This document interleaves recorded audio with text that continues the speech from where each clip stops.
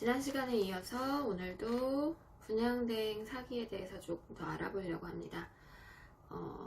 지난 시간에 분양대행사가 시행사와의 관계에서 어떤 지위에 놓여있기 때문에 우리가 분양대행사의 잘못을 시행사의 잘못으로 봐서 그 사람들과의 실제 계약을 취소하거나 해지하거나 할 수 있는지에 대한 부분이 법적으로는 핵심 쟁점이 될 수 있는데 저희 판례 같은 경우는 대리로 볼 수 있거나 혹은 이행보조자로 볼 수 있다는 판결들이 있기 때문에 그런 점들을 좀 활용을 해서 민사적으로는 문제를 풀어갈 수가 있을 것 같습니다. 이제는 입증이 핵심일 텐데요.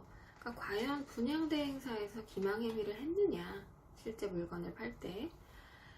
이 부분이 입증이 되어야지만 이제 어떤 식으로든 문제가 해결이 될 것입니다. 그런데 보통은 누가 이걸 녹음을 하진 않죠. 이 사람들이 이런 말을 했어요, 이런 말을 했어요 라고 기억도 잘 못할 뿐더러 그런 것들을 실제로 녹음을 한다거나 내가 이거를 잡아야 돼 이렇게 해서 증거를 남겨놓는 분들이 잘 없기 때문에 사실은 내가 속았다, 당했다 라는 생각이 들어도 쉽사리 문제 해결을 위해서 어떤 법적 조치를 취하지 못하는 경우가 대부분이라고 생각을 하실 겁니다.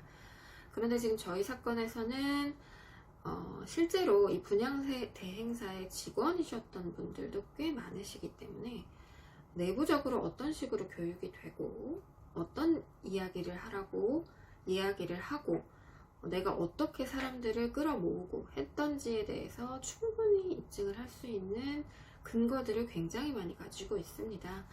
그렇기 때문에 이 관련 지식산업센터에 대해서 사기라고 조금 생각을 하시는 분들은 이런 기회를 좀 활용을 해서 예를 들면 이런 입증의 기회가 충분히 주어지는 이런 상황에서 함께 법적으로 조치를 취하신다고 하시면 개인적으로 법적 조치를 취할 때보다 그 효과는 10배 이상이라고 생각이 됩니다. 고소나 민사소송이나 어떤 법률적인 조치를 부추긴다기보다는 피해를 입으신 분들은 정말 막막하죠. 이분들은 정말 젊으신데 돈이 없어요. 돈이 없으신데 투잡, 쓰리잡까지 뛰어가면서 대출금을 갚고 이자를 내고 이런 식의 지금 상황들이 너무나 많이 연출이 되고 실질적으로는 모아뒀던 적금도 다 깨서 여기다 들이붓고 그러면서도 손해가 나고 이런 분들이 상당히 많은 것으로 알고 있고 저희 의뢰인분들 중에서도 이런 고충을 겪는 분들이 너무나 많습니다.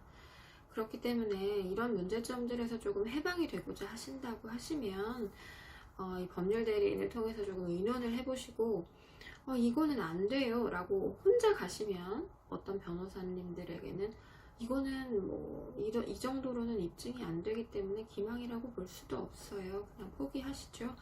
이런 경우도 많다고 들었습니다. 저희 의뢰인분들도 그런 분들이 많았고요. 그렇지만 이제 다수가 모인다고 한다면 이거 자체로도 힘이 될 것이고 그리고 입증할 수 있는 자료들도 굉장히 많이 취합이 되어 있는 상황입니다. 내부 직원이신 분들의 진술도 있겠지만 녹취 자료라든지 내부적인 어떤 설명 자료라든지 브리핑 자료라든지 이런 것들이 굉장히 많이 지금 취합이 되어 있는 상황이기 때문에 피해자 여러분들이 조금 조치를 취하고 싶다고 하신다면은 저희 쪽과 조금 상담을 해 보시고 이런 부분에 있어서 해결책이 필요합니다 라고 논의를 해 주시면 저희가 충분히 해결책을 좀 마련해 드리는 방안을 모색을 하고 있습니다. 아까 말씀드렸지만 형사적인 부분도 이것은 문제가 될 소지가 굉장히 많고요. 그리고 민사적인 부분에 있어서도 상당히 논란이 많이 될 거라고 생각이 됩니다. 지식산업센터 분양에 있어서 여러 가지 기망 행위들이 존재를 하는데 그것에 대해서 조금 더 문의를 하시고 싶다고 하시면 저희 사무실 측으로 좀 연락을 주시면 저희가 상세히 좀 상담을 해드리고 어떻게 피해 회복을 하실 수 있는지에 대해서 조금 방법을 알려드리고자 합니다. 오늘도 좀 유익하셨다면 구독하고 좋아요도 눌러주시고요. 앞으로 박지윤 변호사 담덕법률사무소 채널도 많이 시청해 주시기 바랍니다. 감사합니다.